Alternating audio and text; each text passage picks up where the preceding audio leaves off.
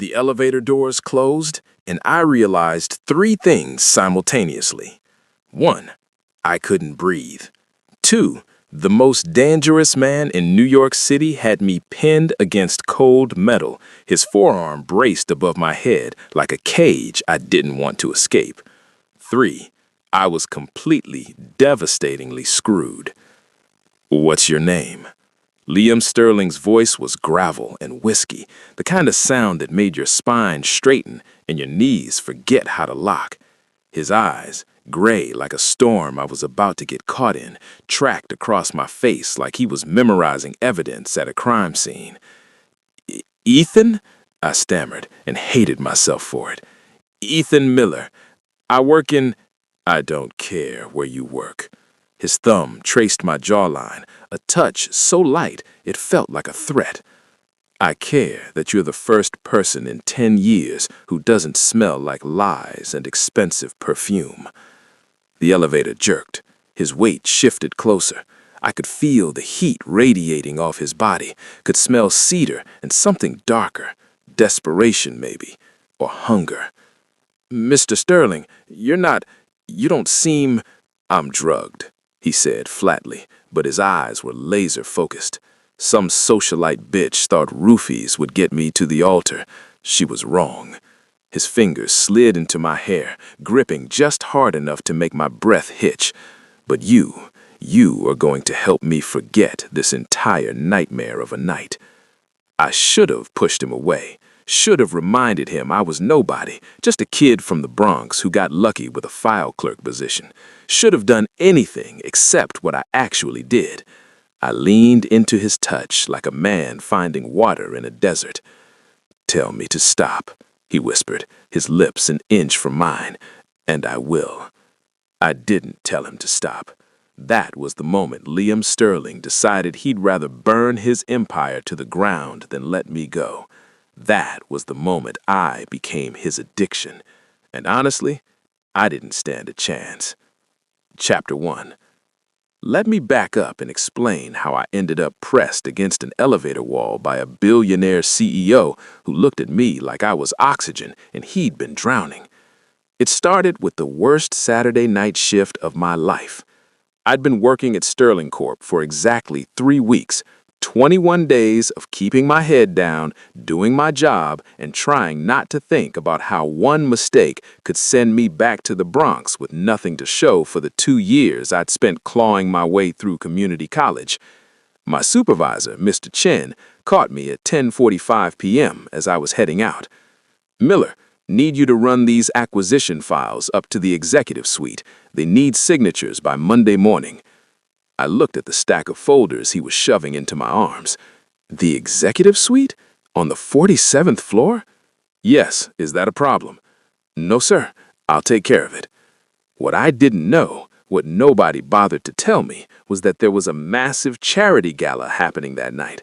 The Sterling Foundation annual whatever the hell rich people do event. The kind where champagne cost more than my monthly rent, and everyone wore clothes I couldn't afford to look at. I made it through the lobby in my thrifted suit, slightly too big in the shoulders, but it was the only one I owned that didn't have visible wear. Keeping my eyes down, trying to be invisible. The private elevator bank was thankfully empty. I hit the call button, balanced the files in one arm, and tried to remember if I'd eaten dinner. Probably not. Cup noodles didn't count. The elevator dinged. Doors opened.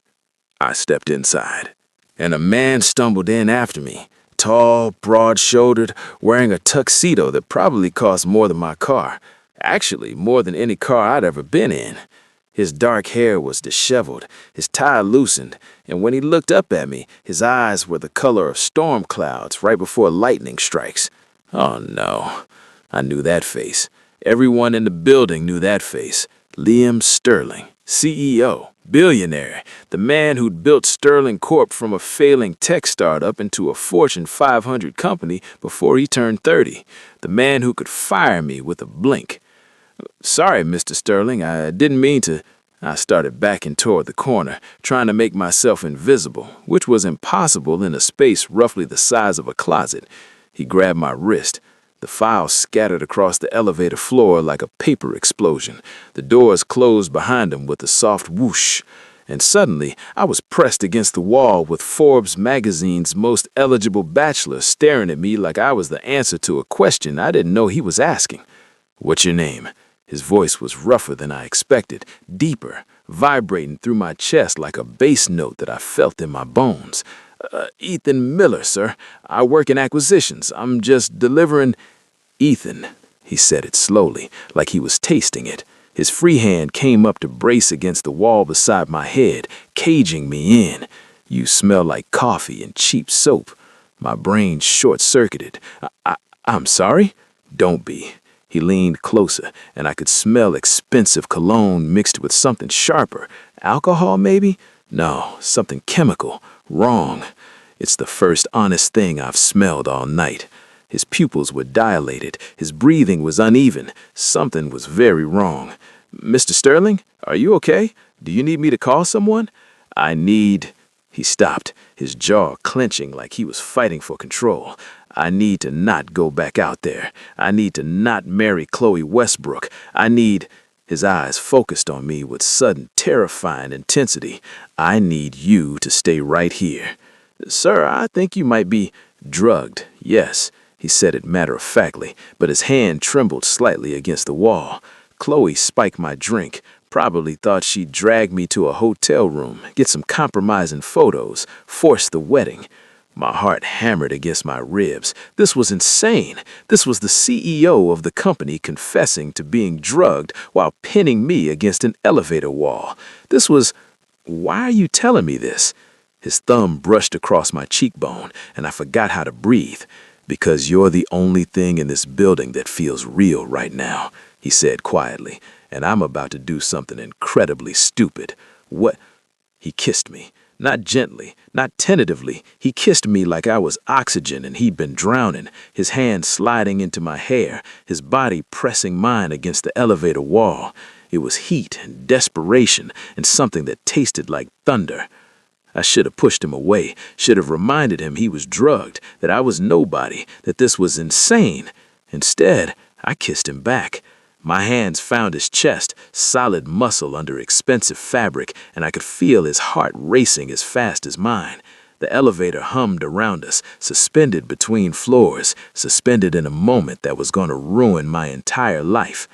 When he finally pulled back, his forehead pressed against mine, his breathing ragged.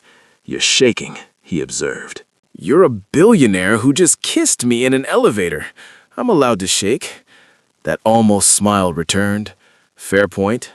His thumb traced the shell of my ear, and I felt it everywhere. My spine, my chest, the back of my knees. "Are you scared of me, Ethan?"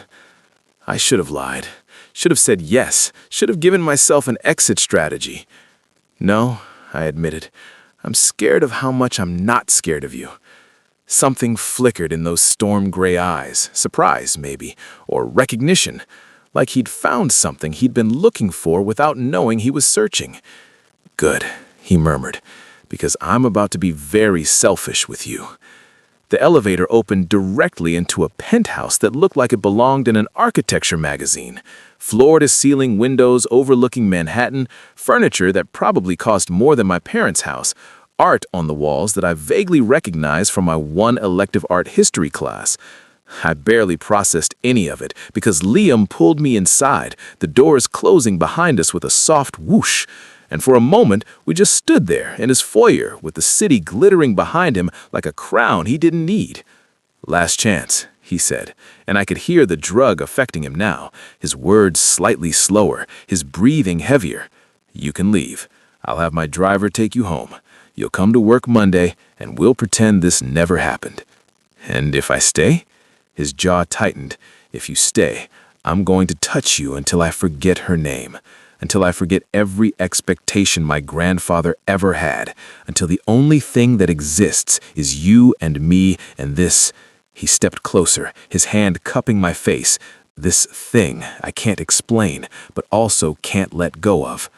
My brain was screaming logistics. He's your boss. He's drugged. This is a disaster waiting to happen. But my body was already making decisions. I leaned into his palm, felt his sharp intake of breath. "I'm staying," I said. The last thread of his control snapped. He walked me backward through the penthouse, past the living room, past the kitchen where he'd probably never cooked a meal in his life, his hands fisted in my shirt, holding on like I was the only solid thing in his world. Maybe I was. "Where are we going?" I gasped between kisses. "Guest room." His voice came out rougher than before. "I'm not taking you to my bed while this shit is in my system. When I have you properly, I want to remember every second." When, not if. "When?" I repeated. "Not if?" He pushed open a door with his shoulder, guided me inside. "Did you think this was a one-time thing, Ethan? That I'd let you walk out of here and disappear into the filing department?" I didn't know. I didn't think." "Then let me make it clear." He backed me against the wall, not the bed, not yet, and caged me in with his arms. "After tonight, you're mine. I don't care about logistics. I don't care about appropriate workplace relationships. I don't care about anything except making sure you understand that I'm keeping you." His breath came in short bursts. "You can't just... People don't work like that. You can't just decide." "Watch me." He traced my bottom lip with his thumb, and I trembled. "I've spent 32 years being told who to marry, how to run my company, what version of Liam Sterling the world needs, and in one elevator ride, I made you realize I don't give a damn about any of it. The drug is talking. The drug is lowering my inhibitions. It's not creating feelings that weren't already there." He leaned close enough that his lips brushed my ear. "I felt it the second I touched you. This gravity, like you were the center and everything else was just debris." "That's insane," I whispered, but my hands were gripping his shoulders like I was drowning. "Probably." He pulled back to look at me, really look. "But I'm a man who turned a failing tech startup into a Fortune 500 company before I was 30. I trust my instincts, and every instinct I have is screaming that you're mine." "I don't even know you." "You will." He kissed the corner of my mouth, and I shivered. "You're going to know everything, every scar, every secret, every reason I wake up at 3 a.m. and work until dawn. But right now, tonight, I just need you to help me forget." I slid my hands up to his face, trembling. "Forget what?" "Forget that I was supposed to marry someone I'd rather burn, that my grandfather thinks I'm a chess piece, that there's a woman downstairs who tried to drug me into submission." His voice dropped to barely a whisper. "Make me forget everything except your name, Ethan." I kissed him then, initiated it myself, standing on my toes to reach him, and something in his expression cracked open, raw, vulnerable, real. This wasn't the drug. This wasn't desperation or rebellion. This was inevitable. Had never been brave. Not really. I'd survived. Survived a childhood where dinner sometimes meant corner store ramen, where college was a pipe dream until I worked 3 jobs to make it happen. But survival wasn't the same as courage. Kissing Liam Sterling felt like courage. He picked me up like I weighed nothing, carried me to the bed, and set me down almost reverently, which should have been ridiculous from a man who looked like he could tear apart boardrooms with his bare hands. "Tell me what you want," he said, kneeling on the bed beside me, his hands framing my face. "Tell me your limits." I never, I have, but not like... Understanding flickered across his face. "You've never been with a man?" "I've never been with anyone who looked at me like you're looking at me right now, like I'm something worth keeping." His expression softened, and for a second I saw past the CEO, past the billionaire, past the man who probably had lawyers on speed dial. I saw someone lonely. "Ethan," he said my name like a prayer. "You have no idea how much trouble you're in. Show me." The thing about Liam Sterling was that he didn't do anything halfway. When he touched me, it was with complete focus, like I was a problem he was solving, a deal he was closing, a challenge he was conquering. His hands mapped every inch of skin, memorizing responses, cataloging what made me gasp, what made me arch into his touch. "You're thinking too much," he murmured against my collarbone, his breath hot against my skin. "I can't help it. This is insane. Tomorrow you're gonna wake up and realize—" He bit down gently where my neck met my shoulder, not hard enough to hurt, just enough to make every nerve ending light up. "Tomorrow," he said, his voice dark honey and gravel, "I'm going to wake up and confirm what I already know, that you're mine, that I'm keeping you, that anyone who tries to take you away from me is going to learn exactly how ruthless I can be." His possessiveness should have scared me. Instead, it felt like safety. "I'm not a possession." "No." He lifted his head, his eyes boring into me. "You're an addiction, and I've never been good at moderation." The rest of the night blurred into heat and whispered words and the feeling of being completely, utterly consumed. He kissed me like he was trying to memorize my taste, touched me like I was something precious and breakable, but also like he couldn't quite control himself. Every nerve ending was on fire. His touch was a brand. He devoured my resolve with every kiss, every whispered promise against my skin. And when we finally collapsed together, the city lights painting patterns across the ceiling, his arm locked around me, like even in sleep he was afraid I'd disappear. That's when I realized I was in love with him, completely, devastatingly, stupidly in love with a man I'd known for 3 hours. God help me. Chapter 2. I woke up to sunlight streaming through floor-to-ceiling windows and the terrifying realization that I was wearing Liam's undershirt. My clothes, my thrifted suit, my cheap dress shirt were scattered across the guest room floor like evidence at a crime scene, which honestly wasn't far from the truth. Oh God, oh my God, what did I do? The shower cut off, my heart rate spiked. I sat up, my head spinning, not from alcohol, I hadn't had any, just from the sheer insanity of the past 12 hours. I'd slept with my boss. Well, not my direct boss, but the CEO of the entire company. The man who could fire me with a word. The man whose face was on the cover of Forbes magazine in the lobby. The man who kissed me like he was the answer to every question he had ever had. What happens now? The shower cut off. My heart rate spiked. A minute later, Liam walked out of the bathroom, wearing nothing but a towel slung low on his hips, his dark hair damp, water still clinging to his chest and shoulders. He looked like he should be in a cologne ad, not standing in front of a terrified file clerk from the Bronx. His eyes found mine immediately. "You're awake?" Yes, I should probably—" I started to get up, looking for my clothes. "Stay." It wasn't a request. I froze halfway off the bed, my heart hammering. "Mr. Sterling." "Liam." He crossed to the bed, sat down beside me. "After last night, I think we can drop the formalities." "Liam," I tried again. "Last night you were drugged and I shouldn't have—" He kissed me. Slow, deliberate, no desperation this time, just certainty. When he pulled back, I was dizzy. "The drug wore off at 3 a.m., he said quietly. Everything that happened after that was completely clear-headed, and I meant every word I said last night. I stared at him. You remember?" "Every second." His hand came up to cup my face, his thumb brushing my cheekbone. "You pressed against the elevator wall.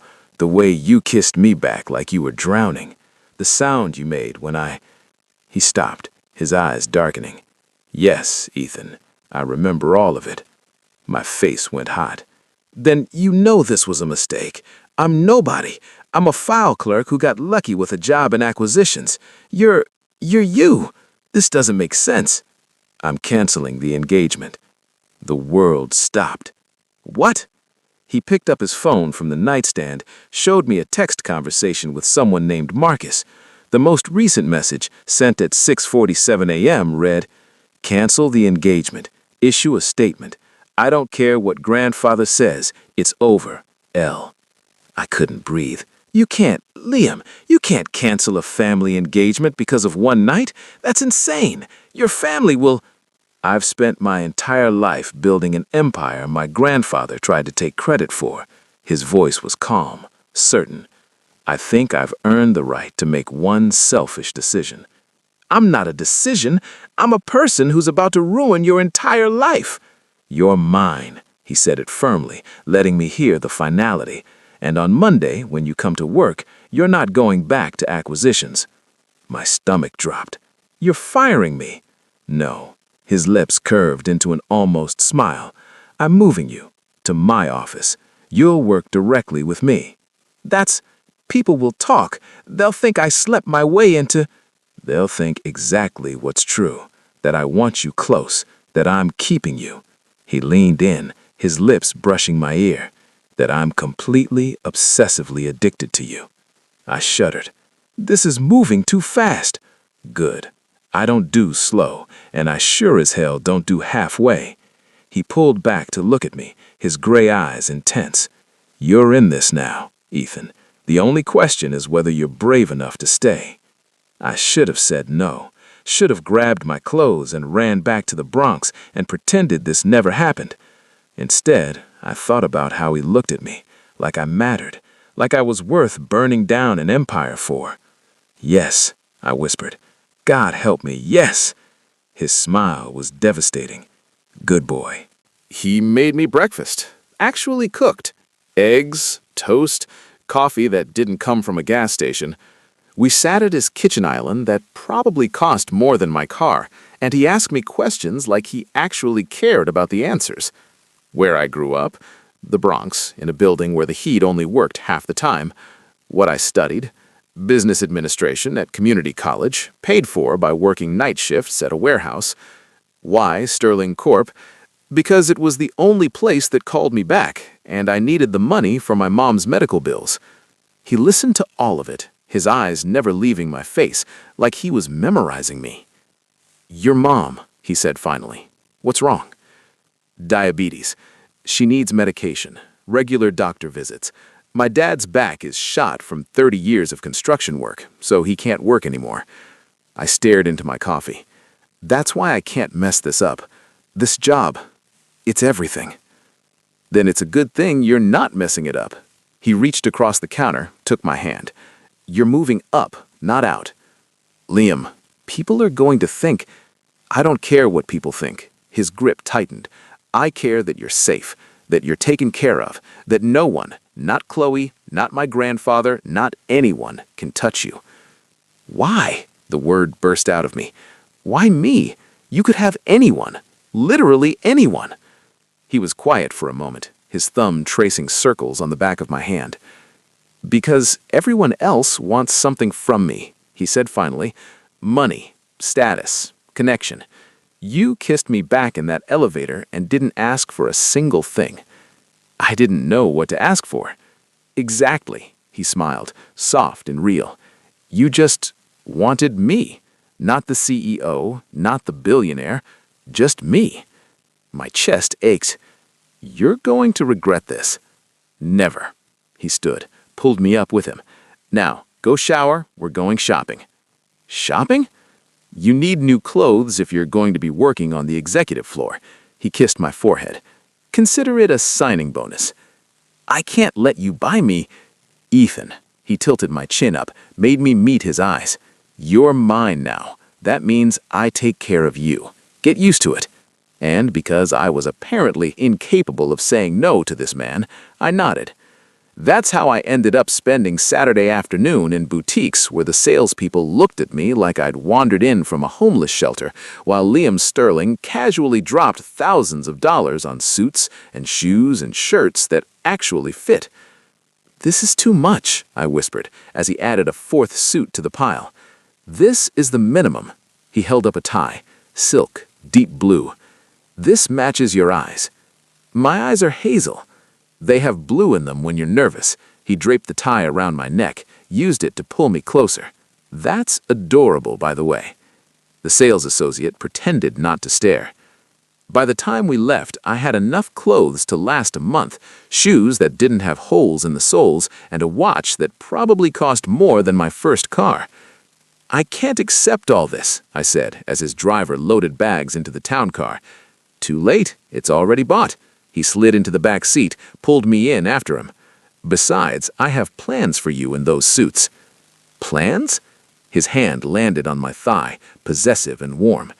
Monday morning, I'm going to introduce you to the company, make it very clear that you belong to me, and then, his lips brushed my ear, I'm going to take you into my office, lock the door, and continue what we started last night. Heat flooded through me. That's not professional. I'm the CEO. I define professional. He bit down gently on my earlobe. And right now, professional means making sure everyone knows you belong to me. Liam, say it. His hand tightened on my thigh. Say you're mine. I should have protested, should have reminded him about power dynamics and workplace ethics. Instead, I turned my head, met his storm-gray eyes, and whispered, I'm yours. His kiss tasted like victory. Chapter 3. Sunday passed in a blur of phone calls, Liam's, not mine, terse conversations with someone named Marcus, and the slowly dawning realization that Liam Sterling wasn't joking about any of this. He really was canceling his engagement. For me. I sat on his couch, leather, probably Italian, definitely expensive, while he paced by the windows, his phone pressed to his ear. I don't care what grandfather says, Marcus. The statement goes out at noon. No, I won't be explaining myself to the board, because it's none of their goddamn business. Yes, I'm sure. He glanced at me and his expression softened. More sure than I've ever been about anything. Send it. He hung up and crossed to where I sat, sinking down beside me. It's done, he said quietly. Your family is going to hate me. My family is going to have to deal with it. He pulled me against his side, his arm around my shoulders. I spent 32 years living by their rules, building their empire, being their perfect heir. I'm done. Because of one night with me? Because of you, yes. He kissed the top of my head. You made me remember what it feels like to want something for myself, not for the company, not for the family legacy, just for me. My phone buzzed, a text from my roommate Josh. Dude, did you see the news? Sterling Corp CEO canceled his engagement. It's everywhere. Another text, this time with a link to a news article. Sterling heir ends engagement to Westbrook daughter. Family sources say split was unexpected and unilateral. Oh my God, I whispered. Liam glanced at my phone. Let me guess, it's trending. You ended a multi-generational family alliance on a Sunday via press release. I ended a trap. His voice went hard. Chloe's family is bankrupt, Ethan. I had forensic accountants look into their finances months ago. They're drowning in debt. She wasn't trying to marry me for love or family alliance. She was trying to marry me to save her family from ruin. I stared at him. You knew? I suspected. The drugging confirmed it. He took my phone, set it face down on the coffee table. So no, I don't feel guilty. I feel relieved. What about Chloe? What's she going to do? His expression went cold. That's not my problem. Except it was about to become our problem. Because Chloe Westbrook wasn't the type to go down quietly, and I was about to learn exactly how dangerous a desperate socialite could be. Chapter 4. I barely slept Sunday night. Every time I closed my eyes, I saw headlines, Sterling CEO and scandal, nobody from the Bronx ruins billionaire's life, file clerk destroys family alliance. By the time my alarm went off at 6 a.m., I'd already been awake for 2 hours, staring at the ceiling of Liam's guest room, where he'd insisted I stay, despite my protests, trying to figure out how to survive Monday morning. My phone buzzed, a text from Liam. Wear the navy suit, the one with the slim fit. And Ethan, breathe. I've got you. L. How did he know I was panicking? Another text. Because I can hear you pacing from my bedroom. Come here. Oh God, the walls weren't as thick as I thought. I padded down the hallway in the t-shirt and boxers he'd lent me, his, which meant they were too big and smelled of cedar and something uniquely him. His bedroom door was open. Liam sat on the edge of his bed, already dressed in a charcoal suit that probably cost more than my entire new wardrobe. His hair was still damp from the shower, and he looked unfairly perfect for 6 a.m. Come here, he said softly. I crossed to him, and he pulled me between his knees, his hands settling on my hips. You're spiraling. he observed.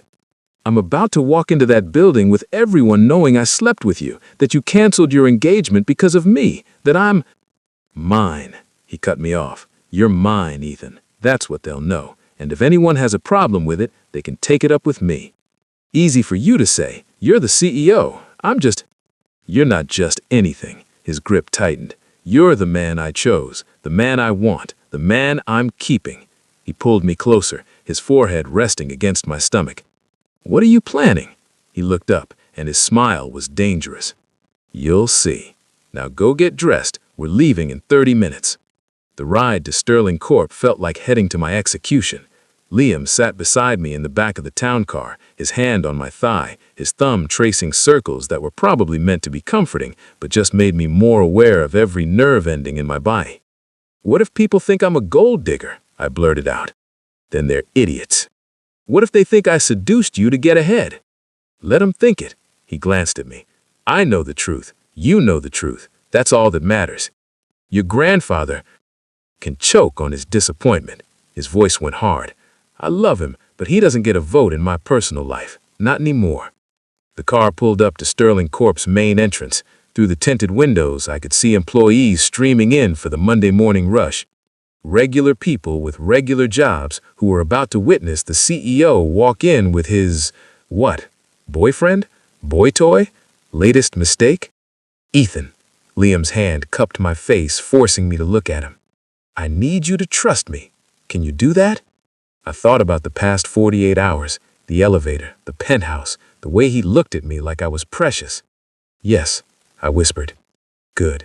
Kissed me. Quick, possessive, branding. Now let's go. His driver opened the door. Liam stepped out first, then extended his hand to me.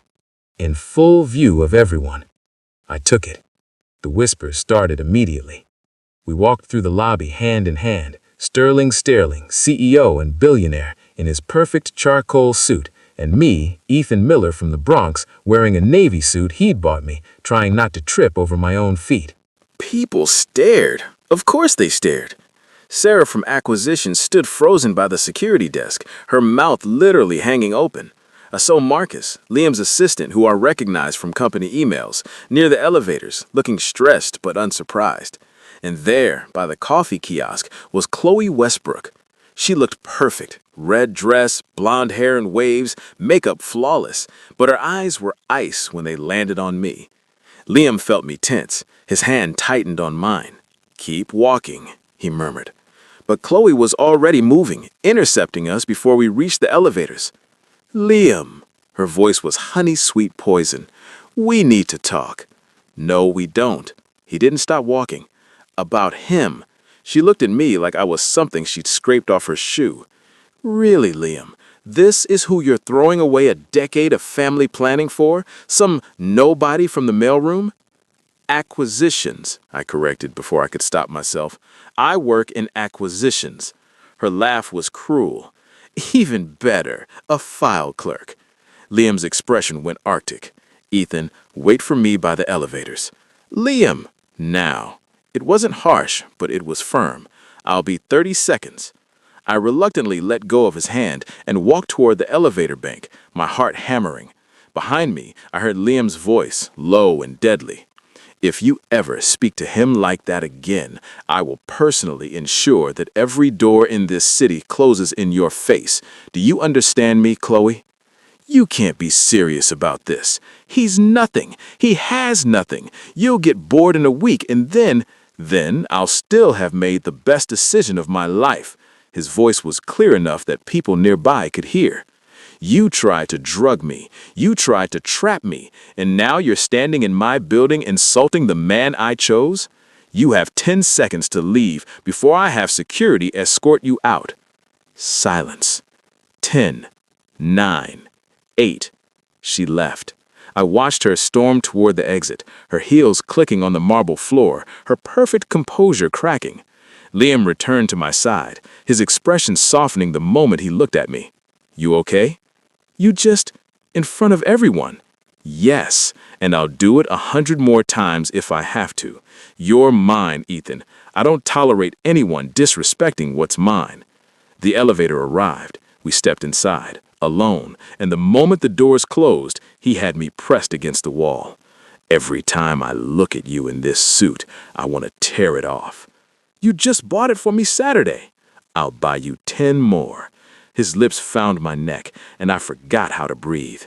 God, you smell good. How do you always smell so good? It's the soap you bought me, the expensive stuff. He pulled back, his eyes dark. I want everyone in this building to know you're mine. Pretty sure they already figured that out after the lobby show. Not enough. His thumb traced my bottom lip. I'm going to mark you so thoroughly that no one ever questions who you belong to. Mark me? He kissed me, deep, consuming, possessive. His hand slid into my hair, angling my head exactly where he wanted it. When he finally pulled back, my lips were swollen and my brain had short-circuited. Like that, he murmured. Now everyone who sees you will know. The elevator dinged. 47th floor. Ready? He asked. No. Good. Me neither. He grinned, and it was the first time he'd looked genuinely happy since I met him. Let's go shock some executives. Marcus was waiting by the reception desk, looking like he'd aged 5 years over the weekend. Sir, the conference room is ready. All department heads are assembled. However, I should warn you that your grandfather— Is he here? Liam's voice went flat. In your office. Perfect. Ethan, stay with Marcus for a moment. I need to handle this. Liam. He kissed my forehead, right there in front of Marcus and the receptionist and anyone else who might be watching. 5 minutes, I promise. Then he strode toward his office like a man going to war. Marcus looked at me with something like pity. First day on the executive floor is always rough. Is it usually this dramatic? Not even close. He smiled slightly. Coffee? You look like you need it. I need something stronger than coffee. That can be arranged after the all-staff meeting. I blinked. Wait, what all-staff meeting? Marcus's smile grew. The one Mr. Sterling called for at 9 a.m. 300 employees, mandatory. Attendance. Pause. You're the guest of honor. Oh, God. Oh, my God. I'm going to sick, I said. Bathrooms are down the hall on the left, but you might want to hold it together for another hour. Marcus checked his watch. Mr. Sterling is very thorough when he makes a point. From Liam's office, I heard raised voices. One was definitely Liam's grandfather, deep, authoritative, angry. Throwing away everything we built for some boy you met in an elevator? I'm not throwing anything away. I'm finally taking something for myself. You're making a fool of the Sterling name. The Sterling name will survive my choice of partner. Now get out of my office. Silence. Then, if you do this, you're on your own. Don't expect the family to support. I've been on my own since I turned Sterling Corp profitable at 28. This changes nothing. A door slammed. Moments later, an older man in an expensive suit stormed past me, his face red with fury. He didn't even glance at me. Probably for the best. Liam appeared in his office doorway, his tie slightly loosened, his jaw tight. When he saw me, his expression softened. Come here, he said. I crossed to him, and he pulled me into his office, closing the door behind us. For a moment, he just held me, his forehead resting on top of my head. Sorry you had to hear that, he murmured. Your grandfather hates me. My grandfather hates anything he can't control. He pulled back, his hands framing my face. But he'll get over it. Or he won't. Either way, you're still mine. There was that word again. Mine. I should have felt trapped, possessed, owned. Instead, I felt safe. What happens now? I asked. He glanced at his watch. Now we go to the conference room. I introduce you to the company, and I make it very, very clear that you're not going anywhere. And everyone's just going to accept that? His smile was sharp. They don't have a choice. The conference room was massive, stadium seating, a stage at the front, screens displaying the Sterling Corp logo, and it was packed. 300 faces turned toward us as we entered. 300 pairs of eyes that immediately dropped to where Liam's hand rested on the small of my back. The whispers started like wildfire. Is that the guy from Acquisitions? Heard he spent the weekend at Sterling's penthouse. Canceled engagement because of him? Liam guided us toward the front, his hand never leaving my back. When we reached the stage, he finally released me, but positioned me slightly behind him, protective. "Thank you all for coming on short notice," he began, his CEO voice filling the space with effortless authority. "I'm sure you've all seen the news this weekend regarding my personal life." The whispers grew louder. "I'm not here to explain or justify my decisions. However, I am here to introduce someone important." He turned, extending my hand to me. "Ethan Miller. Some of you know him from Acquisitions." Oh God, this was happening. I stepped forward, because what else could I do? My hands were shaking. My heart was trying to escape my chest. "Ethan will be transitioning from Acquisitions to work directly with me in an executive capacity. He'll have full access to all executive resources and will be working on high-level projects under my direct supervision." Someone in the back called out, "Is this because you two are involved?" The room went dead silent. I felt Liam's hand press more firmly against my back. "Ethan's position is based on merit and my assessment of his capabilities. However, I won't insult anyone's intelligence by pretending our relationship is purely professional." My heart stopped. He was really doing this. "Yes, we're involved," his voice carrying to every corner of the room. "And if anyone has concerns about favoritism or impropriety, you're welcome to bring them to HR, in writing, with specific examples." No one moved. Good.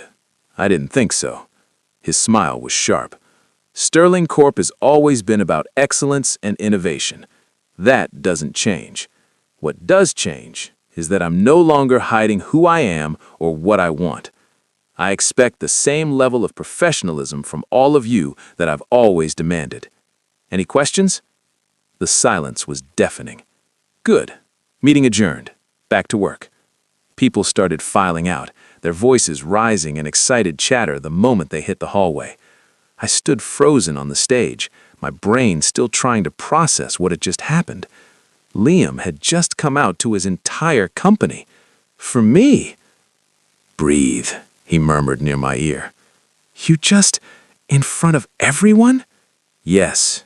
He turned me to face him, his hands on my shoulders, not caring that there were still people in the room watching us.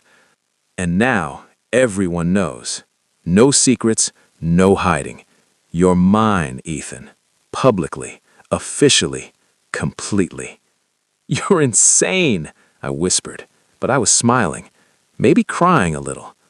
"You beautiful, insane man." His answering smile was devastating. "You're just figuring that out now?" Someone cleared their throat behind us. "Marcus." "Sir, your 9:30 is waiting. The board wants to discuss recent developments." Liam's expression hardened. "Tell the board I'll meet with them at 11. Right now, I'm busy." "Busy with what, sir?" Liam looked at me, his eyes dark with promise. "Showing Ethan his new office." My stomach flipped. "That doesn't sound professional," I managed. "I'm the CEO," he said, his hand sliding to the back of my neck. "I define professional." He led me out of the conference room, down the hallway, past Marcus, who looked like he was trying not to smile, and into an office at the end of the hall. Not his office, a smaller one, but still bigger than my entire apartment in the Bronx. Floor-to-ceiling windows, a massive desk, leather furniture, and a door that connected directly to Liam's office. "This is yours," he said. I stared. This is an executive office." "You're my executive assistant." He leaned against the desk, pulling me toward him. "Or my personal advisor, or whatever title makes HR happy. The point is, you're here, with me, where I can see you." "This is too much." "This is the minimum." His hand settled on my hips. "And Ethan, that door?" He nodded toward the connecting door to his office. "It stays unlocked, always. I want to be able to see you whenever I want." "That's not—" He kissed me, cutting off whatever protest I was about to make, slow and deep and possessive, his hand sliding up my back, pulling me closer until there was no space between us. When he finally pulled back, I was dizzy. "Welcome to the executive floor," he murmured against my lips.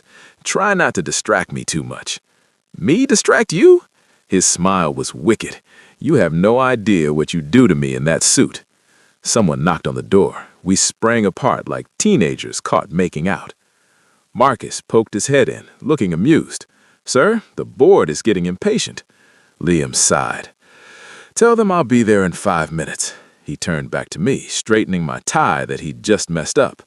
"Are you going to be okay here? I don't even know what I'm supposed to be doing." "Marcus will get you set up. Computer, phone, access codes. And Ethan, if anyone gives you trouble, anyone at all, you come find me immediately. Understood?" "Yes, sir." His eyes darkened. "We're going to have to talk about you calling me sir in that tone. Later, when we're alone." Then he was gone, leaving me standing in an office that was bigger than my apartment, wearing a suit he'd bought me, working for a billionaire CEO who decided I was worth burning his entire world down for. I should have been terrified. Instead, I pulled out my phone and texted Liam, "Thank you for everything. E." His response came immediately. "You're mine, Ethan. I take care of what's mine. Now stop distracting me. I'm in a board meeting trying not to think about what I'm going to do to you when this day is over. L." My face went hot. Another text. "That blush is adorable, by the way. I can see you through the connecting door window. L." I looked up. Sure enough, through the window in the connecting door, I could see Liam at his desk, his phone in his hand, looking directly at me. He winked. God help me. I was completely, devastatingly in love with this impossible man, and from the look in his eyes, the feeling was entirely mutual. Chapter 5. The rest of Monday passed in a blur of learning my new job, which apparently consisted of whatever Liam needs, according to Marcus, fielding curious stares from every employee who walked past my office, and trying not to have a breakdown every time I remembered that 300 people now knew I was sleeping with the CEO. By 6 p.m., I was exhausted. Liam appeared in my doorway, his jacket off, his tie loosened, looking unfairly good for someone who'd spent the entire day in back-to-back meetings. "Ready to go home?" he asked. "I should probably go back to my apartment. Josh is going to think I died." "Text him. Tell him you're staying with me." Liam crossed to my desk, spun my chair around to face him. "I'm not ready to let you out of my sight yet." "You can't keep me locked in your penthouse forever. Watch me."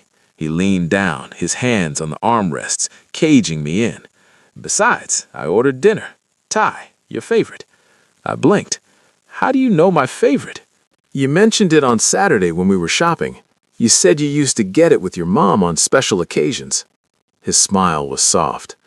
"I remember everything you tell me, Ethan." My heart did something complicated in my chest. "You're impossible," I whispered. "And you're mine." He kissed me, slow and sweet, completely different from the consuming passion of the weekend. This was tender, careful, like I was something precious. When he pulled back, I was smiling like an idiot. "Come on," he said, offering his hand. "Let's get out of here before my grandfather shows up for round 2. We made it to the elevator without incident. The building was mostly empty, just cleaning crews and a few workaholics still at their desks. Liam kept his hand on the small of my back, that now familiar gesture that made me feel claimed and protected in equal measure. The elevator doors opened, and Chloe Westbrook stepped out. She looked different from this morning. Her makeup was slightly smudged, her perfect hair a bit disheveled, but her eyes were razor sharp when they landed on me. "Ethan Miller," she said, her voice honey-sweet poison. "Just the person I was looking for."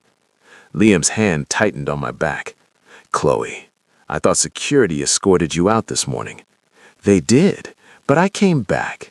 She smiled, and it was all teeth. "I needed to have a conversation with your, what do we call him? Boyfriend? Boy toy? Latest conquest?" You can leave now, Chloe, Liam said coldly, or I'll have you arrested for trespassing. Oh, I'm leaving. But first, she pulled out her phone, held it up so I could see the screen. I think Ethan should see something. It was a photo, grainy, taken from a distance, but unmistakable. My mom, outside her doctor's office. My blood ran cold. Cute woman. Maria Miller, age 57, diabetic, currently 3 months behind on her medication because insurance won't cover the new prescription. She swiped to another photo. And this must be your father, James Miller. Hasn't worked in 2 years due to a back injury, currently at risk of losing the house. What the fuck do you want? I heard myself say. Liam's hand was like iron on my back, holding me in place. Ethan. Oh, it's simple, Chloe said, tucking her phone away. You disappear, quit your job, leave New York, go back to wherever you crawled out of, and in exchange, I make sure your parents' medical bills get paid, their mortgage gets caught up, they keep their house. And if I don't? My voice was shaking. Her smile turned vicious. Then I call in some favors. Your mother's insurance gets accidentally canceled. Your father's disability claim gets lost in processing. That house they've been living in for 30 years, suddenly the property taxes are triple what they should be. She leaned closer. I can make their lives a living hell, Ethan, and it will all be perfectly legal. You're threatening his family? Liam's voice was deadly quiet. You're actually threatening innocent people because you're angry at me? Oh, it's simple, Chloe said, tucking her phone away. You want him, Liam. Fine. But he comes with baggage, expensive baggage, unless he makes the smart choice and walks away. Get out, Liam said quietly. Now, before I do something I won't regret. She smiled. Think about it, Ethan. I'll give you 48 hours to decide. Your parents' financial security or a few weeks of playing billionaire's boy toy before he gets bored. She pressed the elevator button. Choose wisely. The doors closed on her satisfied smirk. I stood frozen, my mind racing. My mom's medication, my dad's disability, the house they'd lived in since I was born. All of it could disappear because of me. Ethan. Liam turned me to face him. Look at me. I couldn't. I was too busy calculating. If I quit now, went back to the Bronx, found another job, a normal job with a normal boss who wouldn't make me a target. Ethan, firmer now. I need you to look at me. I forced my eyes up to his face. He looked furious, but not at me, never at me. She's bluffing, he said. You don't know that. I know her family's bankrupt. I know she's desperate, and I know that threatening your family is a criminal offense. His hands framed my face. I'm going to destroy her for this. Liam, you can't. My parents, they'll be fine. His voice was absolute certainty. I'm going to make sure of it, but I need you to trust me. Can you do that? I thought about my mom, who worked 2 jobs to put food on the table when I was growing up. About my dad, who taught me how to fix cars in our driveway even though his back was killing him. About the house that was the only stable thing in my chaotic childhood. I can't risk them, I whispered. I can't. Something flickered in Liam's eyes. Hurt, maybe, or fear. So you're going to leave, just like that? I don't have a choice. You always have a choice. His grip tightened. And I'm asking you to choose me. Choose us. Let me handle this. How? By throwing money at it? By using lawyers? Liam, she said it would all be legal. She has connections. She has nothing. His voice was hard. I've been investigating her family for months, Ethan. I know every dirty secret, every financial crime, every lie they've told to stay afloat. If she wants to play games, I'll bury her so deep she'll never see daylight. And my parents pay the price while you're burying her? I pulled away from him, my chest tight. I can't take that risk. Ethan, I need to think. I pressed the elevator button with a shaking hand. I just need space to think. The elevator arrived, empty this time. Don't do this, Ethan, he said quietly. Don't let her win. This isn't about winning. This is about my family. I stepped into the elevator, my heart breaking with every word. I'm sorry, Liam. I'm so sorry. The doors started to close. Liam's hand shot out, stopping them. He stepped into the elevator with me, the doors closing behind him, and suddenly we were back where we started. Just the two of us in a small space, the city moving around us. 4 days ago, he said, his voice raw. You kissed me in this elevator and changed my entire life. You made me realize I'd been living for everyone else, my grandfather, the board, the company, never for myself. Liam, I canceled my engagement. I told my family to fuck off. I came out to 300 employees. He stepped closer, and I could see the desperation in his eyes. I did all of that because for the first time in my life, I wanted something that was just mine. And that something was you. Tears burned my eyes. I know, but my parents... I'll protect them. His hands found my face, his touch gentle despite the intensity in his voice. I'll protect all of you. Your mom, your dad, you. I'll move them somewhere safe. I'll pay off every bill, every debt. I'll hire security if I have to. But Ethan, his voice cracked slightly. I can't protect you if you leave. She'll ruin them. I won't let her. He rested his forehead against mine. I'm asking you to have faith in me, to trust that I can handle this, that we can handle this together. The elevator reached the ground floor, but neither of us moved. What if you can't? I whispered. What if she does it anyway? What if my mom can't get her medication because of me? What if... He kissed me, desperate and pleading, and terrified in a way I'd never heard him from before. Then I'll buy the fucking pharmaceutical company and make sure she gets it for free for the rest of her life, he said against my lips. I'll buy the bank holding their mortgage. I'll buy the entire goddamn neighborhood if I have to.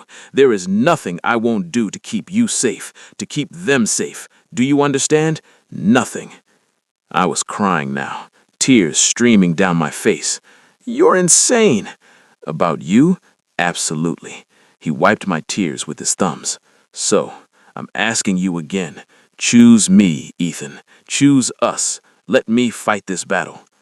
The elevator doors tried to close, but bumped against us, then opened again.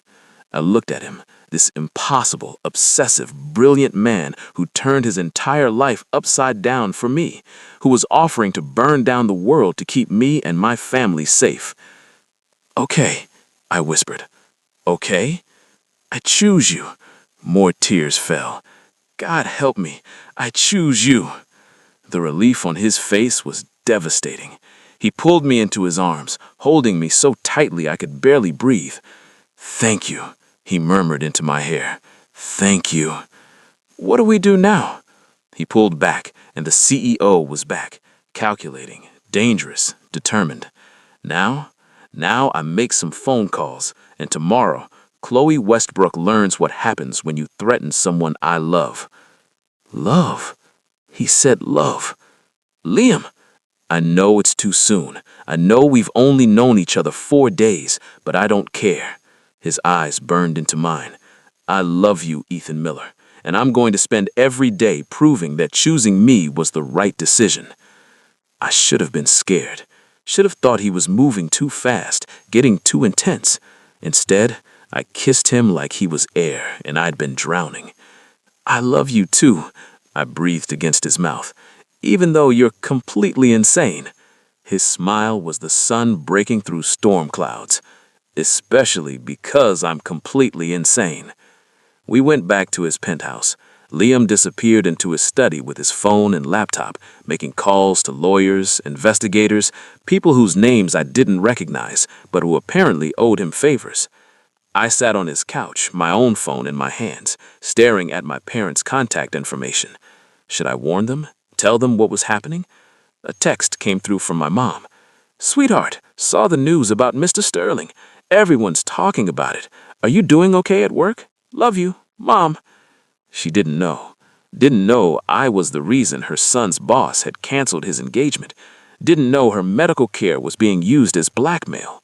I texted back, I'm fine, Mom. Everything is fine. Love you too. E. It felt like a lie. Liam emerged from his study an hour later, looking grimmer but determined. It's done. What's done? I've moved your parents' mortgage to a private account under my control. Even if Chloe tries to manipulate property taxes or insurance, it won't affect them. I've also set up a medical trust for your mother, unlimited coverage, any doctor she needs, any medication. He sat beside me, taking my hands. They're protected, Ethan, legally, financially, completely. I stared at him. You just did all that? In an hour? I told you, there's nothing I won't do. He squeezed my hands. And tomorrow, my lawyers are filing a restraining order on Chloe. If she comes within 500 feet of you or your family, she goes to jail. She'll ruin them. I won't let her. His smile was sharp. Remember how I said her family is bankrupt? I've been sitting on evidence of financial fraud, foigery, tax evasion, falsified loan applications, enough to put her and her parents in prison for years. My stomach dropped. You're going to have her arrested? I'm going to give her a choice. He stood, pacing toward the windows. Drop the threats against you and your family, sign an NDA, and disappear from our lives. Or I hand everything over to the FBI and watch her world burn. That's ruthless. That's what happens when someone threatens you. He turned back to me, his expression fierce. I told you, Ethan, you're mine, and I protect what's mine. Always. I should have been disturbed by how far he was willing to go. Instead, I felt safe for the first time since Chloe had shown me those photos. Come here, I said softly. He crossed to me immediately, and I pulled him down onto the couch, into my arms. For a moment, we just held each other, his face buried in my neck, my fingers in his hair. Thank you, I whispered, for protecting them, for protecting me. You don't need to thank me. His arms tightened around me. This is what love is, Ethan. Protecting each other, fighting for each other, burning down anyone who tries to hurt what's ours. That's a pretty intense definition of love. He pulled back to look at me, and his smile was soft, vulnerable. I'm a pretty intense person, I noticed. I kissed him gently. But I love you anyway. Anyway? He raised an eyebrow. Or because of it? Both. I traced his jawline with my fingers.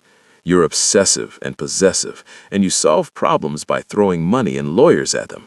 You're also kind and protective, and you remember my favorite food. You're a contradiction, Liam Sterling. Is that a problem? No. I kissed him again, deeper this time. It's perfect. You're perfect. His laugh was rough. I'm really not. You are for me. Something shifted in his expression, softening, opening, letting me see the man beneath the CEO mask, the man who was just as scared of losing me as I was of losing him. Bed, he said suddenly. I want you in my bed tonight, not the guest room, mine. Liam, please. It came out almost desperate. I need to hold you. I need to know you're still here, that you didn't leave. My heart broke a little. I'm not going anywhere. Promise me. I promise. I stood, taking his hand. Now take me to bed before I change my mind about how insane this all is. His smile was devastating. There's my brave boy. He led me to his bedroom. Massive, minimalist, all dark wood and expensive linens. The bed could probably fit 6 people comfortably, which seemed excessive for one person. You're thinking the bed is too big, he observed, pulling his tie off. Little bit. It won't be once I'm done with you. The heat in his voice made my knees weak. Is that a threat or a promise? Both. He crossed me, his fingers finding the buttons of my shirt. I'm going to take my time with you tonight, Ethan. No drugs, no desperation. Just me showing you exactly how much you mean to me. That sounds... My breath hitched as he pushed my shirt off my shoulders. That sounds perfect. Good. He kissed my collarbone, my neck, the sensitive spot behind my ear that he'd apparently memorized. You're beautiful, he murmured against my shoulder. Do you know that? You're the most beautiful thing I've ever seen. I'm really not. Don't. His hand found my jaw, tilting my face toward his. Don't diminish yourself, not with me. It's just, I'm nobody special. You're everything. His eyes were fierce. You're brave and kind, and you make me want to be better. You make me want to be worthy of you. Liam, let me finish. His thumb traced my bottom lip. I've spent my entire life building things, companies, wealth, power, and none of it, not one single second of it, felt as real as this, as you. Tears pricked my eyes. You're going to make me cry. Then cry. He kissed my eyelids, my cheeks, the corner of my mouth. I've got you. I'll always have you. And he did. He held me through the night, his arms wrapped around me like he was afraid I'd disappear. Even in sleep, he didn't let go. I woke up once around 3 a.m. and found him watching me, his expression soft in the darkness. Can't sleep, I whispered. Don't want to. His fingers traced patterns on my back. I keep thinking about how close I came to losing you today. You didn't lose me. But I could have. His voice was rough. If you'd gotten in that elevator and left, Ethan, I don't think I could have survived it. That's dramatic. That's honest. I know it's too much too fast. I know normal people don't fall in love in 4 days, but I'm not normal, and what we have isn't normal, and I don't care. I just need you to stay. I pressed a kiss to his chest, right over his heart. I'm staying. I promised, remember? Promise again. I promise I'm staying. I promise I'm yours. I promise. I looked up at him. I promise that whatever happens next, we face it together. His smile was beautiful in the moonlight. Together. Together, I agreed. He kissed me then, slow and sweet and full of promises neither of us knew if we could keep. But in that moment, wrapped in each other's arms, it felt like enough. It felt like everything. End of part 1. The journey continues in part 2.